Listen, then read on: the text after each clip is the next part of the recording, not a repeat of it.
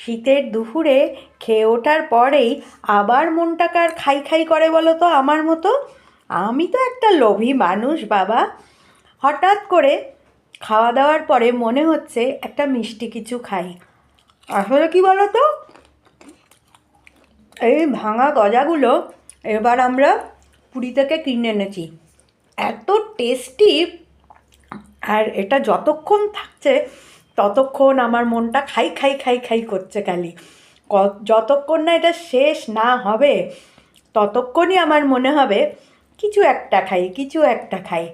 আর খাই খাই বাতিকের জন্যই আমার কিন্তু ওজন বেড়েই যাচ্ছে, বেড়েই যাচ্ছে। তাহলে কী আর করব, নিজেকে কন্ট্রোলই করতে পারি না। তাহলে চলো আমি এই খাই খাই করে জিভে গজা খাই, আর তোমরা আমার খাওয়া দেখে মজা পাও। টাটা।